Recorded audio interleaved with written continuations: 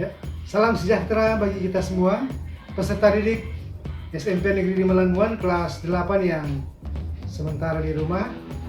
Kali ini pembelajaran bimbingan TIK, kali ini dengan materi perangkat lunak. Kali ini kita akan mempelajari tentang cara kerja perangkat lunak pengolah kata Microsoft Excel. Nah, kali ini Bapak akan memberikan tutorial tentang perangkat lunak menggunakan Microsoft Excel. Simak tutorial berikut ini. Kali ini saya ingin memperkenalkan kepada Anda pengguna baru atau disebut dengan newbie, pengguna program perangkat lunak Microsoft Excel atau disebut juga sebagai program pengolah angka. Oke, langsung saja di sini. Bagi Anda yang ingin mengetahui lingkungan kerja bagian Microsoft Excel, di sini saya akan sedikit menjelaskan ya lingkungan kerja pada Microsoft Excel 2010 dan cara kerjanya. Bagian yang pertama, di sini kita lihat ada urutan huruf A, B, C sampai dengan seterusnya dan angka 1 sampai dengan seterusnya. Nah, untuk urutan huruf A, B, C ini disebut dengan kolom ya, disebut dengan kolom, dan urutan 1 sampai dengan seterusnya ini disebut dengan row atau baris. Dan berikutnya di sini ada name box ya. Name box ini fungsinya adalah untuk mengetahui isi dari alamat sel. Nah, ini ya. Apa sih sel itu? Nah, yang saya klik ini namanya sel. Ini disebut dengan sel. Ini pertemuan antara baris dan kolom. Jadi sel ini disebut sebagai pertemuan antara baris dan kolom. Berikutnya bagian interface yang selanjutnya itu ada sheet ya. Ini disebut sebagai halaman lembar kerja pada Microsoft Excel, disebut sebagai spreadsheet. Spreadsheet 1 dan sheet 2 dan sheet 3. Dan kita juga bisa menambahkan lembar halaman kerja kita pada insert worksheet dengan cara klik ini atau dengan cara menekan tombol kombinasi Shift plus F11 ya. Saya akan klik, dia akan menambahkan halaman kerja baru. Oke, kita lanjut ke berikutnya. Di sini ada sel A1.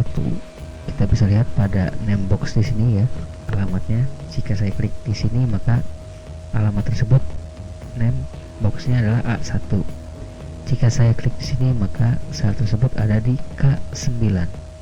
Lihat pada berwarna ini ya, pada bagian kolom yang berwarna ini merupakan alamat sel K dan baris 9. Nah, ini selnya.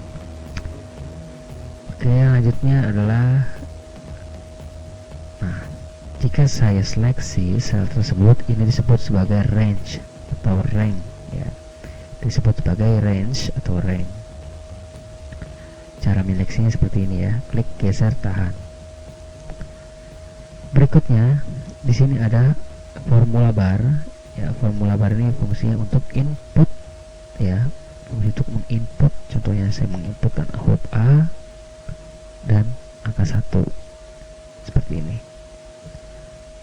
Nah, di mana formula ini juga sifatnya adalah sebagai untuk mengetahui isi dari objek atau teks angka yang ada di dalam sel ini, gitu ya. Nah, sebenarnya berapa banyak jumlah dari kolom yang terdapat pada Microsoft Office Excel 2010 ini? Berapa? Kita bisa lihat dengan cara menekan tombol Ctrl dibarengi dengan arah panah ke kanan. Kita bisa lihat ya jumlah dari kolomnya XFD. dan berapa banyak jumlah baris yang terdapat pada Microsoft Excel 2010 ini. Caranya sama, Ctrl tekan, ditahan, dan arah ke bawah seperti ini ya. Nah, ini banyaknya jumlah kolom dan baris. Oke, seperti itu. Nah, cara penggunaan untuk menggunakan Microsoft Excel ini, yang pertama kita bisa menempatkan, contohnya saya mengetikkan sebuah judul laporan pekerjaan siswa. Oke, di sini saya ini mengetik pada kolom A1 ya, atau disebut dengan sel A1 seperti ini. Maka di formula tersebut akan terlihat seperti ini juga, sama ya. Nah, berikutnya saya mengetik lagi di kolom, kolom di sel B1 ya, di sel B1 laporan pekerjaan rumah contohnya. Nah, pasti bagi yang pemula ini sangat membingungkan ya, kenapa ini bagian yang ini terpotong ya, karena pada dasarnya Microsoft Excel ini memiliki kolom-kolom ini ya secara sama rata ya, defaultnya seperti ini, dan ini bisa kita rubah dengan cara memposisikan arah mouse kita ke bagian sisi antara A dan B. Caranya klik tahan, geser ke kanan seperti ini. Nah, makanya banyak yang bingung ya ketika dia mengetik pertama kali di Excel, banyak yang mengetiknya di bagian ini ya.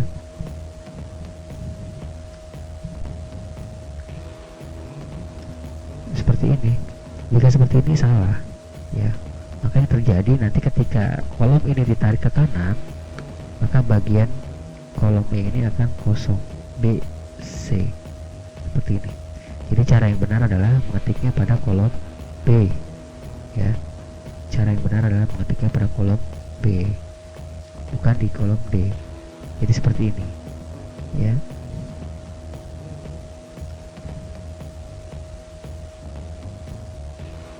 Oke, seperti ini sobat muda. Nah,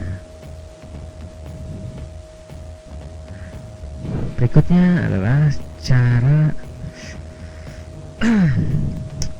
menggunakan rumus ya. Menggunakan rumus pada Microsoft Excel ini, kita rumus itu fungsinya adalah untuk menentukan jumlah, rata-rata, hasil perkalian, hasil pengurangan, dan lain sebagainya. Ini bisa kita gunakan di Microsoft Excel ini gitu ya sobat muda.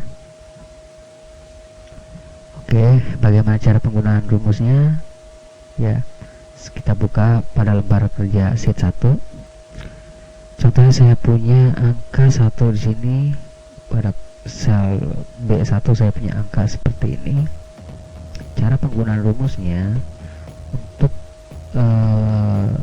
penjumlahan, biasa kita harus menggunakan, diawali dengan simbol sama dengan ya, sama dengan, lalu kita masukkan alamat selnya dengan cara mengklik ini, lalu memasukkan operator plus seperti ini, lalu klik lagi ini ya, artinya A1 ditambah B1 ya, maka ya hasil seperti ini.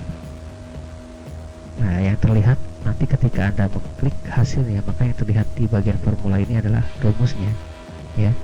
Jadi jika ada seseorang atau teman Anda dikasih soal 1 tambah 2 berapa, dia mengetikkan manual, maka kita bisa lihat dia menggunakan rumus atau tidak. Lihat pada bagian formula overnya, dia menghitungnya tidak menggunakan rumus. Tapi jika menghitungnya menggunakan rumus, maka pada bagian formula akan terlihat seperti ini ya. Oke, berikutnya ini adalah rumus untuk pertambahan. Untuk pengurangan kita tinggal min seperti ini. Rumus perkalian seperti ini. Rumus pembagian seperti ini ya. Oke, ini cara-cara dasar untuk pemula pengguna Microsoft Excel.